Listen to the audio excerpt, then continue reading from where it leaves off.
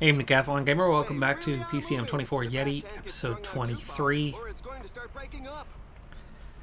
We're at our first race of the year, literal first race of the year, and it's going to be the only time this entire year that we do a race that is not going to be a snowball objective. This is a sponsor objective to make sure we get paid. We need a top 5 today. It's a .2 race, gravel and tar. 6 riders in the break, down to 2 minutes and a quarter with 55k to go means it's probably a pretty easy catch, but there's a lot of gravel between here and the finish, and with the new mechanics this year, gravel's not the easiest to get by on. It can be aggressive, it has a much bigger impact on the riders. Something could happen in these kilometers to come, and you can see even with an 84 effort we are struggling to hold position. We don't have any riders on our team with a 70 plus when it comes to a cobble rating, and most of them are low 60s or below. So we get through that first gravel sector there, technically third of the day, and it's third time on that same one. But we enter a new part of our circuit here, and it's definitely tougher, and this is going to be where things could happen. 1 minute behind, there is the breakaway. We've got that 90 effort. Grönland with a -5 draw. Go ahead and use your gel now. Stanley Sophia, bad news on Stanley Sophia. This was one of our better prospects that we signed, and here comes an attack. Here comes an attack. These guys aren't even a threat, really. It's 41k. Is there going to be a response at all? We got to see if they just keep on going past the break or if they just join them. They are going to keep on going. They are going to keep on going. I think we're going to have to get somebody to contribute. Grönland's not going to last long, but let's get him in there. We were protecting Walters. Altringal's the one we don't need to protect. Done breaking apart those couple guys, opening a gap. Front group splitting up. This is what I knew could happen through this type of area. Into the second sector with these back-to-backs. That was the biggest climb that there was of these final 4 sectors. That's already behind us. So we're down to a total of 6 riders off the front, but 4 of them are just ahead of us. But it's the 2. It's the 2 that are further up the road that are the threat, the ones that just broke away. Grönland is done.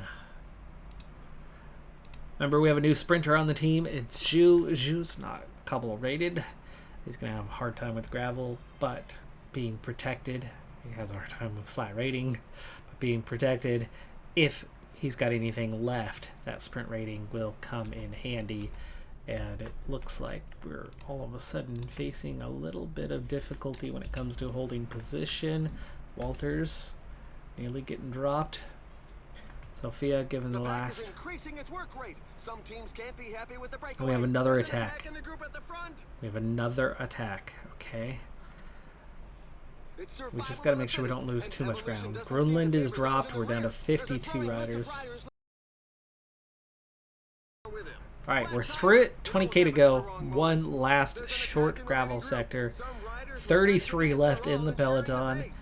But we're a minute and a half behind those front individual rider now. So you got Chamberlain was the last one to attack, and he's a definite threat.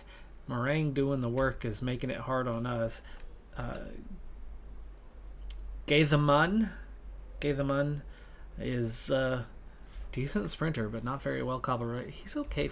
You know, all 3 of them are a little bit of a danger, and they're splitting off, and Meringue's been left behind. Gap's down inside a minute. And we're down to 14k. I've got 4 riders with Sophia done, and Hallinan barely having anything left. And we are going to have to form our train soon, but we just can't do much yet. Try to bring it down to about 10k. Even that's already a stretch. But we're coming back at these guys pretty quick now. Good. Good. Yeah, 93 effort and blinking red. We're on to the double finishing climb. Let's we're seeing an acceleration by like Hodeg and Heiderscheld, so we're going to begin our push. Allen's not gonna last long. But top 5's looking pretty good right now. They did not escape. They did not escape. That's good. Sophia, you're done. You're out the back. The sprinters are positioning themselves up front. And here is that last gravel sector. Just 27 riders left. 1 star, but a hill, and we have separation. Looks like it might be brief. 7K. No, we've maintained the separation. Heiderscheid doing the chasing. Now it's just 15 chasing. 5 kilometers to the finish 5K. Altengaro pushing on 3K. Okay, 99 from here. And he is done. On to Walters. 2K. They've made contact. 1.6. Walters sprinting. Final kilometer. Come on, come on, come on, come on. It's not a snowball. It's not a snowball, but it is win. Red Walters takes the win. Shoe does not come through here. Thyler and McGovern getting second and third with Shoe in fourth. Got the win. Walters just that little bit of red bar left. Otherwise, he is beat at the line on the throw, but he does just enough. We needed a top 5. We got to win. Every year comes with evolution of potentials. We've had one good, one bad with this season. Stanley Sophia dropping from a 4-star down to a 3-star in his potential. We'll take a look at that. I've given it enough time to get the reshaping of their evaluations. But Abdullah going from a 3.5 star up to a 4-star is looking like a pretty good prospect now. Sophia, he's done. He's only just come to the team, but he's done. Luckily, it was only a 2-year deal that I signed with him and not a 3-year deal, as he wasn't looking that great to begin with. He had a really strong Baradur and cobble potential and then time trial potential, but that trio alone wasn't endearing to me, which was why I only signed a 2-year deal. Now, well, they destroyed his cobble potential and his time trialing potential and any climbing potential. He had a little bit. I mean, it was like this on the climbing side. It's all done. Really, all that's left now is that flat rating being the only valuable element for us. It's already a 71. It's still got a little potential, so I've switched him from classics training to Baradur training, and that's all he's going to do for us, and will soon be making an exit from the team. But he is at least 3-star already. He is amongst our 3-star current guys at just 19 years of age. He's just going to be a short-term piece for us. But Abdullah, meanwhile, I'm happy with this one. So you can see his web shape as it is right now. Everything, and I mean every single element, was a sliver away from maximum at 21 already. Abdullah wasn't that far off. He's in the last year of the contract. He is still just 2.5. He was only that 3.5 star potential, but it was really more like 3-star potential, just on the edge, and Abdullah was not going to get renewed. He will now. He will now. He is solid. 4.5 star for that cobble and punch rating. 4-star everything else. Very balanced across the board, other than being a little weaker in sprint and time trialing. But he's going to be quite capable and definitely worthy of giving a contract extension to. Into February, and I am sensing an opportunity. Here is why. The favorites. It's a sprint. Just pure sprint. Nothing more. 150K, stage 1 of 6 for the Tour of Colombia. And here are the favorite sprinters. Haller. Haller is a 72 sprint. Zemelinski's got a 73, but doesn't have the acceleration. Quinn is only a 70, but he's got 74 acceleration. Garcia's 71, 73. Soto's 72, 72. This is the weakest sprint field that I've seen in a .1 or above race. It's a .1, so this is that Pop 2 group where we still have some work to do. .1 is that Pop 2 area, and I only need one more victory to finish it off. And this seems like the race where it could really happen in that sprint. Looking at the profile, we've got 3 stages that come down to a sprint. We've got a 4th stage that's quite winnable for a sprinter, and even a 5th stage. This is my opportunity. I think we can finish off .1 here. But looking at my registered riders, in terms of sprint, new man Chang, 68s, and Caden Hopkins at 69. Not great. Not great. They didn't make that short list. We do have a couple riders with a decent flat rating. Well, Sophia as a lead out rider, but I think I could use at least one more sprinter here to seal the deal. And I've already looked. We do have some overlap. There's other races coming. There's bigger races coming. But this is an opportunity I can't pass up. And somebody who does not have something on the calendar in the next little bit is Shu. I'm going to remove somebody, and probably our weak band, Shembri. So Shembri out, Shu in. We're going to go for this. That now gives me 3 sprinters and a proper lead out guy. Should be a good opportunity. He's at 98% fitness. Shembri's not ready for this. Chang's not ready for this. But I have a feeling that we are going to come away with that victory in one of these 5 opportunities. We should be able to do this, right? When I first loaded this stage in, I freaked out. I saw a sea of red. And as I started to look closer, the freak out got worse because it was -3, -2, -3, -3. And I was like, okay, it might take us more than one stage to do this. Then I saw from the little bit of green we had that it was big time green, and it was impactful guys.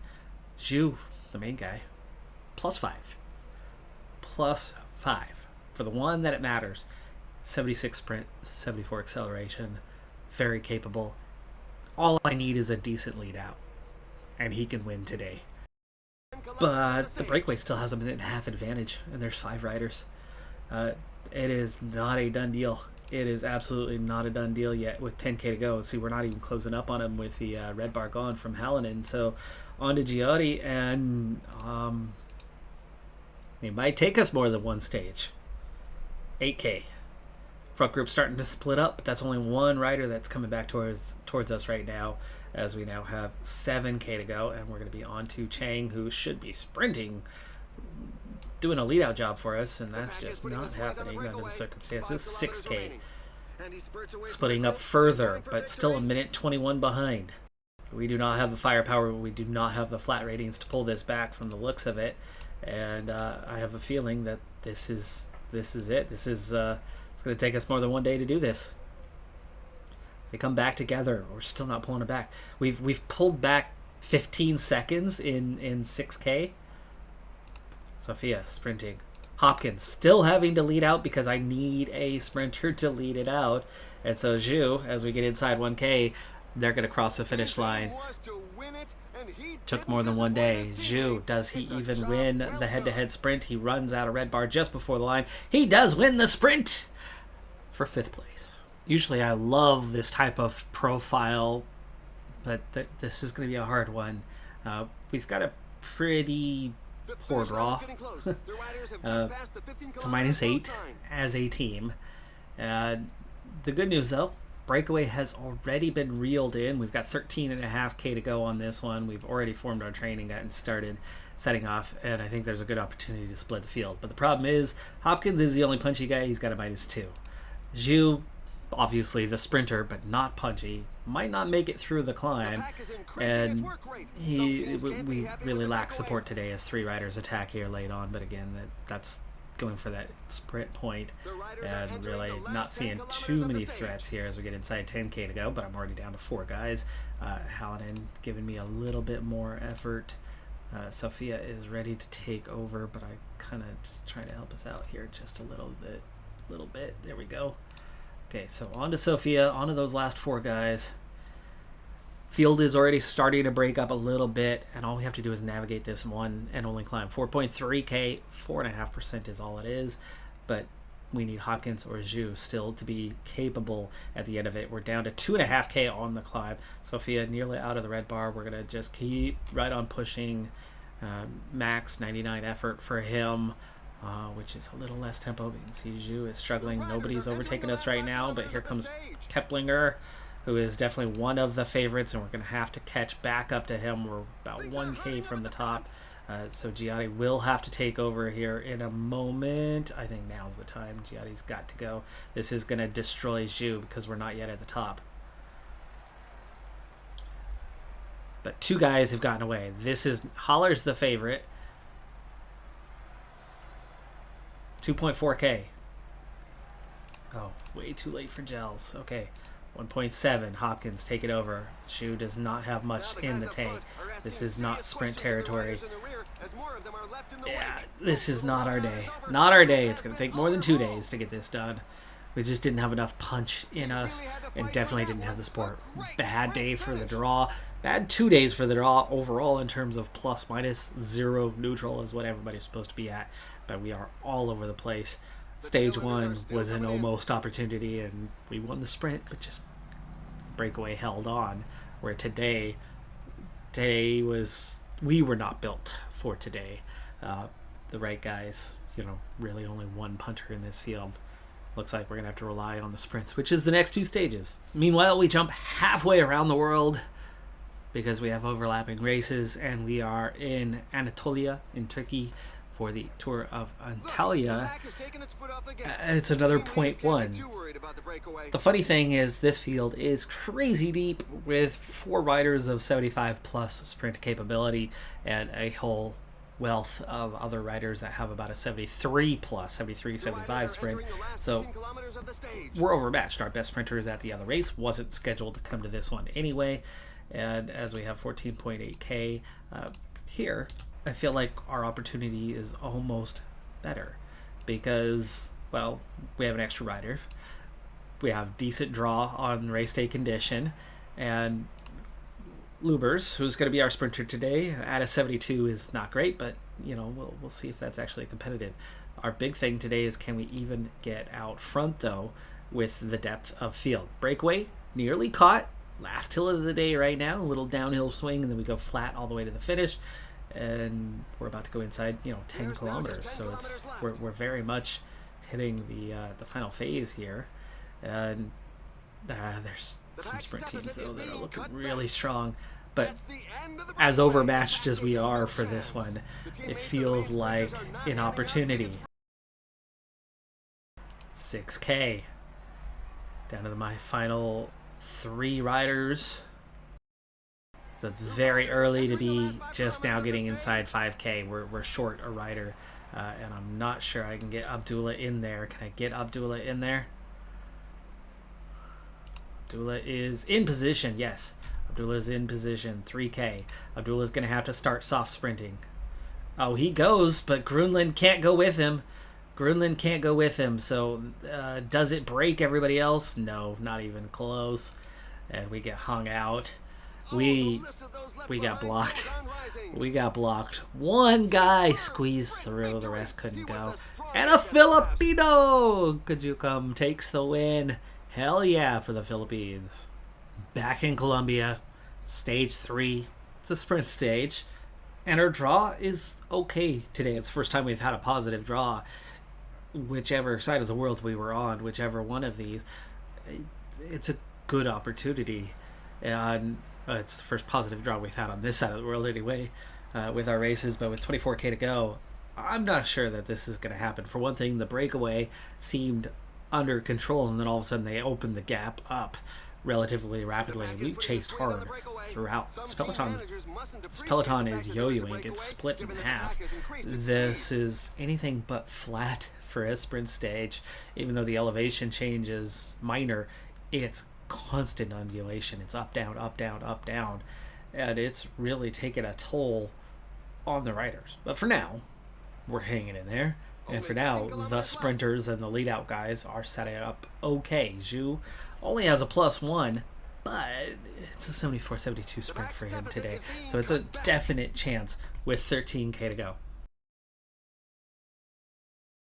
So 5 riders left of the original 6 off the front. 47-second advantage for them. They finally come in sight, and we begin the chase. Gianni going 99 for now. It's only 11K to go anyway. Now backing off a little bit now that he's got out front. Preparing Hallinan to take over soon. As we go inside 10K, we'll go 97 briefly, but I want to go 98 before too long here. I think the front group is not going to be an issue, but we've got to get through this climb. On to Sophia. There's the breakaway. Caught. They block us off. 2 riders in an advantageous position. It's a double climb, so we go down and then right back up. Sophia's here. Chang is here, but where is everybody else? Are they still here? Yes, she was there. Field is split. 27 riders. This is that last hill of the day. Last hill of the day. And just 26 riders here and 4K left, and Sophia's still leading it out. Obviously, we've got to watch out for Bingol, which is 2 goals. Who's a 69 sprinter? I feel like I can beat him. Quintana's a 67. Ocampo's a 70. Sabalinske, 73 sprinter. Definitely capable. But this is looking like a chance, especially with some lead out. Especially with a lead out. 3.6K gel up. I still have 3 guys, so we will definitely, here in a moment, have Chang take over for Sophia. Drop below. Hallinan. Try to get in that line as well. And we need a soft sprint. 2.3K. 1.7. Inside the final kilometer for Shu. He's got a good lead out, but can he beat these guys head to head? He's got to overcome. This is going to be tight. The red bar runs out just before the line, and they beat him to the line. If that red bar hangs on 30 more meters, that's a win for Zhu. 30 meters. That was it. That was the difference. Not only does he get beat to the line on the bike throw, but he drops from first to 4th on that. He barely had first. Barely had first. But he goes from 1st to 4th with the red bar running out just before the finish. Reminds me of the Olympics and what was it, the 1500 for the men's. The guy who was first ended up dropping to 4th. 2 Americans coming through to get the win, and 3rd. And an Oregon Duck to get the win, which is where I went to school.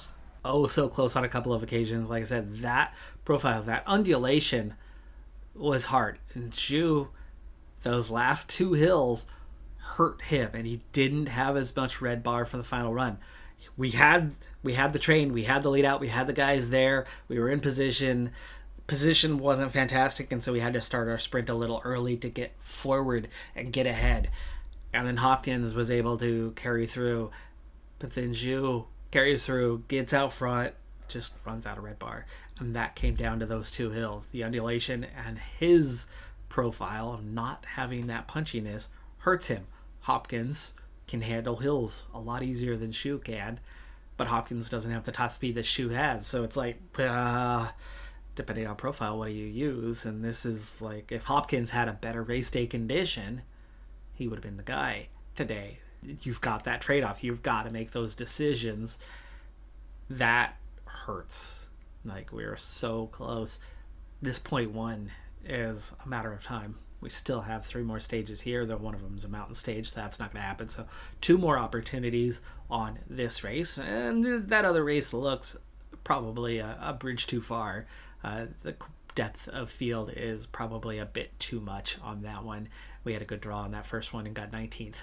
But we had the lead out rider in the right position. We just couldn't follow him through. So that 19th was more about just not being in position in the first place. But I'm not sure we can get that team in the right position at any stage because there's just no flat ratings with them. So I have a feeling that group is just going to struggle. This one continues to be an opportunity. We've won a sprint. We just haven't won a stage. I know that she was capable of this one, but only 2 more chances. It's only a matter of time, obviously. We've had point 1 wins. We've had our point pro wins. It's coming. It is coming. And I suppose the longer we prolong it, the longer we don't win, the longer this season keeps going and we don't just fly through to next year and our rebuild for the next season. Regardless, that is going to do it for this episode. I'm Decathlon Gamer. Like, comment, subscribe, and I'll see you next time. Have a good one. Be safe out there. Bye for now.